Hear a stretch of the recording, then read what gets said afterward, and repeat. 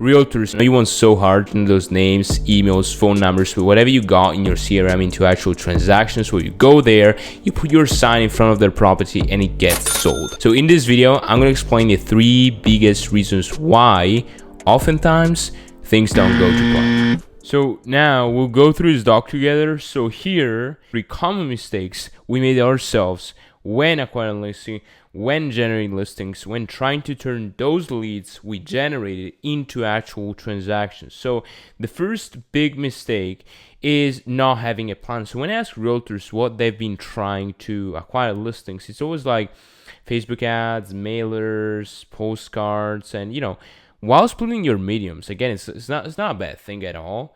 If you don't have a clear vision of like where you're going, what you're trying to do here, why are you spending this money here, what's the goal, you're just wasting money. Because to be honest, it would be better if you could like spend money on 2 channels, not just 1, 2, so you don't just put all the eggs in one basket. But what I'm saying is that instead of spending $10 on one platform and $10 on 10 other platforms, you spend $30 on one platform, master that, right? And then once you get results with that, move on to the next platform, right? That's the framework that I found works the best, because once you master one platform, you have a proven process where you can just buy listings. You put more, you get more, right? So here, for example, if you're generating leads from Facebook ads, YouTube ads, Google ads, whatever, do you track how many leads you get every month? How many of them turn into an appointment? How many of them actually close? You need to have this stats into running it constantly in the back of your head, right? So for example, with us, it's almost like I know that if I get 50 leads, let's say a realtor is running a Facebook ad, right? I know if I get 50 leads, typically using conservative numbers, right? Typically the lead to conversation ratio is about around like 40 to 45%. 45% if maybe we're using we're adding more friction in, and so one out of 2 is like typically leads to a conversation. But in general, there are certain things you can do to increase this ratio. But if I know this, I know that 50 leads typically like 20 conversations, and then out of these you need to calculate, okay, like what's my conversation to appointment ratio? So if I have 20 conversations, how many of those turn into appointments, and how many appointments turn into actual listings? For example, could be 20 turn into 7 appointments in person, and out of those 7 in person, depending on the realtor, one realtor might close 3, one might close 1, one might close 3, but in 6 months, who knows, right? But that's kind of just to give you a broad idea, right? You need to have these numbers constantly in mind, right? So in real estate, again, it takes like 8 to 12 phone calls, not counting all the emails and text messages you send, right? And so again, if you want to really get a hold of the guys you're generating, right, what's the plan? How many touches you have with them the first 7 days?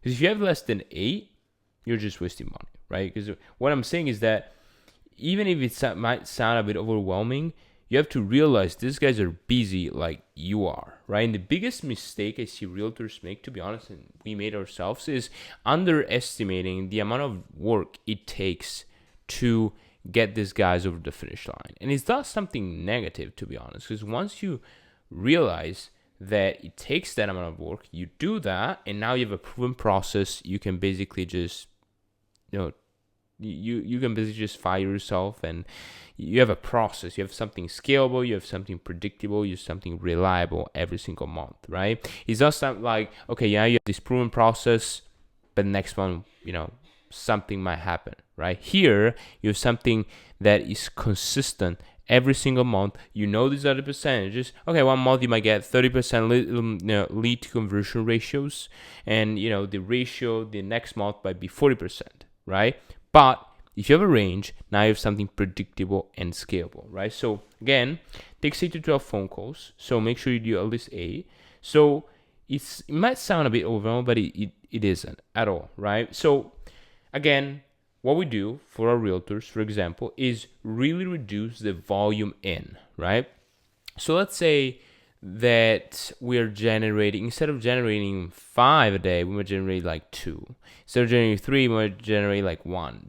Because what we do is we try to find that sweet spot between like friction and also volume. Because if you have too much friction, from our experience, we tried that at times. When you have too much friction to where every lead results in an appointment, what happens is that you lose a bit of like, the realtor.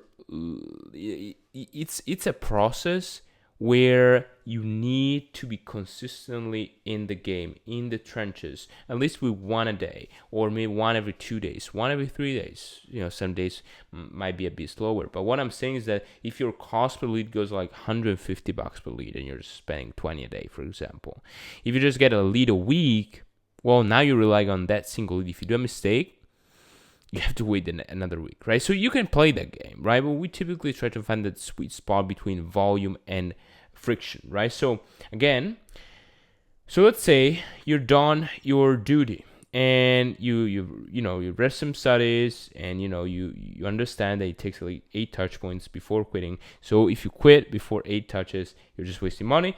And so now you want to aim to call every new seller 12 times within the first 5 days. That's what our clients do, okay? And it works because, again, think about it. Like, imagine seeing the same number pop up 12 times. You're going to recognize that. You're going to see the text messages. If you actually request evaluation, and with the whole filtering we're doing, that's something that typically happens, right? They know they requested that. They know the realtor. So now they're seeing that phone number. They know it's the realtor calling, right? And also this is the caller ID, right? So one thing is that they know it's not something unknown. The first times you called them, they didn't know who it is. It could be like a spammer, a cold caller. They don't know, right? So just to make sure you at least do 8 to 12, right? And so split it up. How many per day? How many every like 2 days? Whatever. Split it up, right? So for example, 12 might sound a bit overwhelming, but it's just, to be honest, just 2 a day and 4 times the first day. So here, an argument might be, okay, like, isn't 4 times a bit like salesy and counterproductive? If you have this doubt, go watch my other video I made about this, how our conversion mechanism works and how we have like over 20 touch points for 7 days without sounding salesy, right? And you might think like calling them the 4 times day one might sound a bit overwhelming, but what you're trying to do is just reach them to have a human conversation. And again, I'm not gonna go over this on this video, but if the goal now is to add value, well, you're not calling to book a listing appointment. You approach a call in a different way. And so now when you're calling them, again, they can feel it's from that perspective, and they'll never get mad. If you had value, they'll never get mad, right? They need that. They request that. They have a need. So it's your job to fulfill on that request, right? So again, one note here. I learned this from Gustavo Munoz Castro. Like, imagine if like every call you make is to give them like a 10K check. Would you make that call? If you just had to give them like a 10K check, of course they want the 10K, right? Like you will never think they will be pissed off, right? So now think about it. Like it's like you're not giving them a 10K check, but what I'm saying is that you're actually fulfilling on their request, and so following up is not something that's like I perceive as bad or wrong, whatever, as long as your approach is right? So the first 48 hours, quick note here, are the most important hours to convert a lead, right? These are the hours where it's most likely they're going to book the listing appointment, right? And I learned this tip from Alex Hormozi. What I'm saying sounds cool, but please write what I'm saying down and remind yourself about this. It's not about knowing this. It's about reminding yourself that this stuff exists, that you need to have 8 to 12 and constantly track your stuff. Because again, if you just apply this, your lead gen will skyrocket in like the next 3 weeks, right? Give it 3 weeks, like track your numbers, make sure you stay diligent and you stick to the schedule, your leads gen will skyrocket. Because I bet if you're generating leads at least 1 week, like you slacked a bit, right? Or you don't even know like what are the percentages. Every month they're kind of shooting in the dark. And the goal with lead gen is not to have like referrals are good, but the problem with referrals is that they are a bit unpredictable. The goal with lead gen is to have something predictable. So track it, So then it's worth it. If you don't track it, you just have another, something unpredictable, completely like, maybe amazing one month and then next might be terrible, right? So when a seller lead, for example, comes Saturday afternoon, it might be tempting to just call him on Monday. It might be tempting. Like sometimes I do this mistakes myself, right? Like I did that when I used to call my clients leads. I thought, okay, like it's Saturday, just call on Monday, right? They'll be busy. But the problem is that another realtor is calling this guy. So you're competing against other realtors, even though it's not like there are 5 realtors at the same time, because they requested more info. They clicked on your ad, right? But they might have clicked on another ad. Who knows? And so who knows if another realtor received that lead and now they are going after it. Like they call them, it's Saturday, called them 3 times, they reached that. Now with the right framework, they might have already got an in-person appointment. So when you call them, oh, I have a realtor already, right? So that might happen. So be careful about that. You get a lead, you call them no matter what. It's Saturday, Sunday. Worst case scenario, again, like speed to lead, tip alert from my client, or if it is a bad time, a bad day, whatever, right? He's telling, and he has a quite challenging schedule, right? He wakes up early, he starts working at 9, ends at 3 p.m. He always manages to call all the leads within 5 to 10 minutes. Always manages to do that, right? And so the real question is, how does he do that, right? Because again, every lead gets called within 5 to 10 minutes, and all the time he manages to do those follow-up calls, right? So all the time he manages to have those 8 to 12 touch points over the first 5 days. Okay, like 1 week might happen that he doesn't, right? He doesn't manage to do that, right? But over time, that's what matters, right? So over time, that's what he does. And so his tactic is that no matter what his position is, no matter what he's doing, he'll pick up the phone and dial. And worst case scenario, he'll tell the leads the truth and try to book an appointment. So for example, let's say it's like 6 p.m. He finish his work day, like finishes at 3 p.m., right? Challenge your schedule. So let's say a lead comes in at 6. Instead of saying, oh yeah, I'll call him tomorrow, it's late. You pick up the phone, dial them, say, hey, look, like right now is a bad time. Can I give you a call back tomorrow at time? They book a time together, and that way you still manage to contact their lead during the time they said they were interested. They showed interest, right? And who knows if after like 15 minutes they're already picking up the kids, they're busy, whatever. So he managed to do that, and so now he booked himself an appointment for tomorrow, right? And so also, like again, they're busy themselves. These leads are busy themselves, right? And they appreciate the hustle. They'll appreciate if you go the extra mile, right?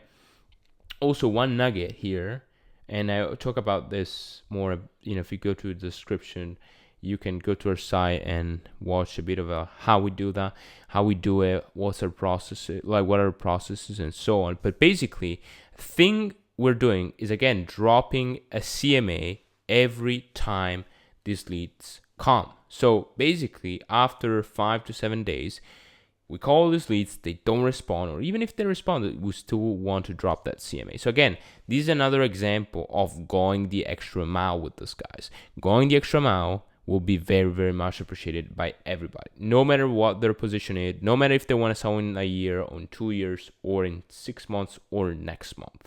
They always appreciate that, and they'll know you're different, right? Because all the realtors are just texting them and calling one time. So the second way to make it less overwhelming on your end is like just block up some time to do it. So I learned this from Cal Newport. He's the author of Deep Work. If you haven't read it yet, just grab it now. Great book. Give it a shot. He's a big advocate of blocking time to do deep work. But I decided to think of the box here and apply it to the real estate environment. So now take your Google Calendar. This is an action step, so do it right now with me. Take your Google Calendar, iCal, paper calendar, whatever you got, and block 30 minutes in the morning. Again, this applies if you're generating leads, but this this applies to if you, let's say you're doing cold calling, you're doing any sort of lead generation where you got few leads in the pipeline and you got to follow up with them, right? So here, take your calendar out, and I recommend 9 a.m., 30 minutes in the afternoon and evening to do follow-up calls, right? So 30 minutes in the morning, 30 minutes in the evening. Again, example, Tally here, instead of doing his follow-ups at 6 p.m., he might do them at 3 p.m., right? But he still does them, right? That's what matters. He still does them, right? And also, one thing, just stick to this. Just by having a plan, you're now better than 80% of realtors who are competing against you who don't have a plan. But stick to this. That's what matters. If you can have the best plan, but if you don't stick to it, it doesn't matter, right? So again, it's real simple. Block out this 2 times, and you'll find how easy it is to stay on track and to follow up with all the leads and reach them and just fix this problem of like, I've heard this many times from realtors. So I have these leads, but I never managed to follow up with them. This might be due to the fact that your volume is too high and you do not have the capacity to handle that. But oftentimes it is really a lack of organization, right? Like, you have to think about your system as like Henry Ford, almost like an assembly line, right? Your system should be almost like an assembly line. Now let's talk about the second big mistake we used to make ourselves. So focusing too much on the vanity metrics. So this is a big thing I've learned by myself running and managing the ads for all my clients. In the beginning, like when you're running ads, I don't know if you're running ads right now or if you got somebody doing this for you, but you're constantly worrying about metrics like cost per lead, cost per clicks, and these are really vanity metrics. Like, not saying those are not important at all, and so you just avoid them. And if you have like $150 cost per lead, just ignore it. But what I'm saying is that there are 2 big metrics you should focus on from now on, and those are cost per transaction, cost per appointment. These at least are 2 metrics we focus on, or I focus on, when I'm analyzing the ads for my clients, etc., etc. So some of my clients have higher cost per leads, for example, but lower cost per appointment. So which one is the most important? Of course, the cost per appointment, right? So again, if you have, what do you want, like $20 leads, but then you might have like leads for $15, but those leads might produce a higher cost per transaction. For example, like one might have like $35 cost per lead and a cost per transaction which is like, whatever, like $900. Another realtor might have a cost per lead which is like $20, but a cost per transaction was like, $1,600, right? So which one of these 2 is the most important? Of course, the cost per transaction or the cost per appointment, because the more appointments you get, the more transactions you get, right? So again, technical note here real quick. If you're testing different audiences to target, pay attention to the cost per lead for each audience, right? Don't make this mistake. I mean, I talk about this inside the very first video I posted on YouTube that was regarding the way we ran ads. But basically, if you don't track which drove what, so what ad set, right, drove the listing appointment. For example, like let's say I have like 3 ad sets, right?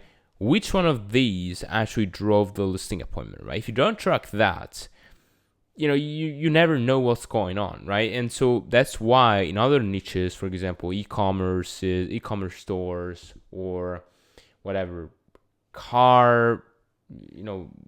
big companies, huge companies with huge departments, they don't rely just on the app to track stuff. They use like Hyros. They use apps just to have an accurate idea of what's going on. So make sure you don't fall for the trap of like, hey, like this audience has a higher cost per appointment. Let me just cut it out. But then you don't have a spreadsheet. So again, this comes back always to the very first thing, like just track stuff, right? If you track which audience drove the listing appointments, now when you go in, you do your weekly audit, or at least that's what we do here. We go in, we do our weekly audit, what's going on, what are the results. We have a spreadsheet, okay? So let's say, okay, this ad drove the listing appointment, right? Otherwise, again, you're just shooting in the dark, and that's what we don't want, because when you're shooting in the dark, you're just getting, good results one day, bad results the next day. And that's what we don't want. Again, the goal is to create something scalable, but most importantly, predictable, right? So, if you don't follow this trap, we realize that oftentimes the audience with the highest cost per lead will be the one with the lower cost per appointment and with the most appointments booked. So last mistake here, they get too caught up with the desire to get the listing, and I get it. Later I'm going to explain how you can apply this practically, right, into your lead gen. But what I'm trying to do is talk about stuff nobody's talking about. Everybody's there trying to say, hey, use this secret weapon to get the listing appointment. Nobody's talking about this stuff. But this stuff, that's what at least I learned from my clients, is the stuff that matters to get to your goals at the end of the day, right? So again, in the beginning, I was doing this mistake myself. Like I was trying to get the appointment, get the listing appointment, get the in-person appointment, get the live transfer, or get when I was calling my clients leads, or when I was trying to get them closer to saying, hey, like I want to sell the next month, right? I was trying to ask all these questions, or even like be a bit pushy there, whatever, but it was not working at all, right? Oftentimes, as soon as I opened the conversation, they could hear from my tonality that I guess you know this, right? Like from the tonality, like people can feel the tonality, like, and can feel whatever you're trying to communicate with your voice, especially when you're doing a phone call, right? In person might be a bit different, but if you call the leads with that like goal in mind, they'll know, and they'll probably hang up as soon as they hear that, right? So again, we all want deals, but with these online leads, oftentimes if you have that like Zillow lead approach, like right off the gate, you need to is ready to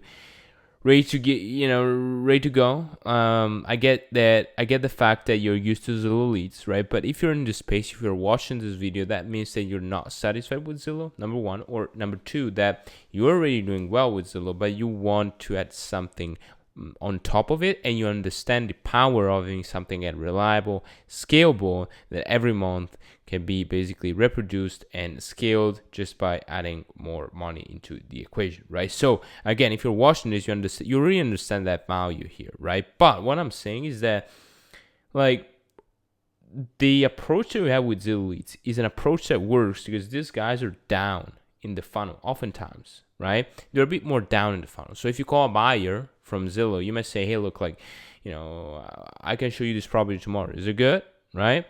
But if you call a buyer for online, like, if you say that, they'll say like, no, I'm just starting. I'm just browsing, right? Or if you got a seller and you tell them, hey, like, when do you want to sell? How soon are you looking to sell? Thinking that they request evaluation because they're thinking, oftentimes that doesn't happen, but it might happen that they may want to sell like over the next month, but oftentimes that's not the case, right? And what you need to do is shift your approach from being transactional to consultative.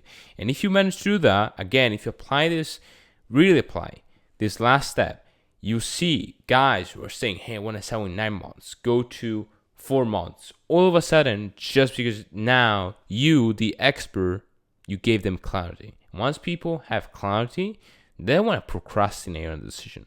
If they want to sell, they know why they want to sell, and they sold themselves on why they need to sell because you asked the right questions. That's really important.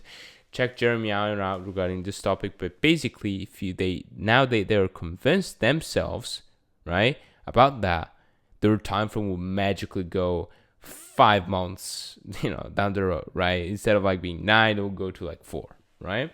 So again, one thing that happens when you ask those questions, like how soon do you want to sell, for example, is the brain will go into fight or flight. Like they won't listen to your words anymore. Now they just want to really hang up as soon as possible. And by the way, like if you want to learn about this, like check out about like this short masterclass here. I'll put this top right corner.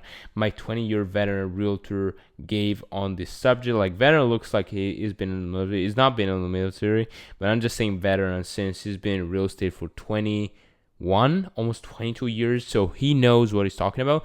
And he talks about this stuff. He talks about the fact that they don't want to be sold, right? So if you're trying to master your conversion game, and again, I guess you know this, right? conversion is everything in this game, right? So go and watch that after you finish with this, because that's gonna massively help you again digest this video further, right? After reading Barry Jenkins' book Too Nice for Sales, that most realtors approach with these online leads is like the same exact approach they have with zero leads or referrals. Again, like I said before, these guys are different. Well, you can save a lot of time by filtering them out, like we're doing. For example, we tend to ask them a bunch of questions. We might not want to work with people who want to sell in more than over a year, because that means they're really too far out. But we still want to provide value. Don't get me wrong. We're not wasting anything here, right? But we don't want to put too much focus and attention. Oftentimes, one of the, again, another mistake people make and used to make is that people don't ask that question, like, what's your time frame? And then you get a bunch of people in your property, you don't even know how soon or you can just like when they're gonna sell, and now you gotta ask them on the call. But when you ask them on call, they'll get super, sketchy, and they just want to hang out because it's a bit pushy, right? So what you want to do is, again, if you can, ask them before you call them. So now, if they want to sell like more than 12 months, give them a call, give them a shot, but don't be too caught up with them. I'm not saying like don't give them value, but you need to have a way to say, hey, look, like this filtering process oftentimes is like, it's not just about having an ISA, American-based ISA is going to call it. It's about knowing which ones to focus on, right? Of course, they're not going to sell tomorrow, but some of them might sell in a year, some of them in 3 months. So you want to focus your attention on those, right? So again, once you do that, you'll be surprised at how many of these bad leads transact and how much profit you made by simply applying this shit. So let's get into the practical stuff here, because it's a bit, this might sound a bit philosophical, whatever. So, but I hope you get the point, right? So first, when you call, your script needs to be permission based, not no provoking, right? So what I mean by that is that when you call zero leads, you can ask those questions like, really open-ended, like not that much open-ended, like those questions like, hey, like how soon are you looking to sell? Do you want to visit the property? Do you want me to show you the property tomorrow so you can buy? Like those kind of questions that are kind of hard, you don't want to ask with this leads, right? So again, if you ask no provoking questions, for example, you might ask, okay, like they might say, oh no, I didn't request anything. Okay, like what motivate you to fill out this inquiry? And then they start opening up, and the goal with this online leads is really all about opening them up, okay? And nobody seems to talk about this, but the top guys in the game, top companies, and top realtors all know this. This is true. Like, these facts. The goal, when you call them, is all about opening it up to have a conversation. And so that's why you need a no-provoking script. So if you say, like, would I be overstepping, for example, if I, if would it be like would it be out of this world if I stop die, or if I ask you a bunch of questions about the property, instead of saying, can I ask you a bunch of questions about your property, or let me ask you a bunch of questions about your property? If you say that, like their answer will be a lot different just by shifting, like changing a few words here and there, right? So again, always use softeners and ask permission to ask the heavy eating question. If you really want to ask the heavy eating questions, usually I always tell my clients, do not ask that. And all my top producers do that. Never ask the heavy eating question on the phone. Always go in person. Once you're there, you're watching them in the eye, then in the eyes, then you can ask the heavy eating questions, because then at that point you have their trust. On the phone, they're still a bit skeptical and sketchy or whatever, right? So again, here, instead of, hey, can I come next week to visit so I can see the home, will it be out of this world if I stop by real quickly so you can know what it's worth, right? So 90% will say yes. And like, what are they gonna say? Like, no, yes, it's out of this world. They don't have to say that. Like, if they actually request evaluation, they're the homeowner, their phone is right, the email is right, like, they'll never say it is out of this world. They'll say, yeah, cool, I come by, right? That's the goal. Because using another way, like using other words, you might get, oh no, I didn't request anything by, right?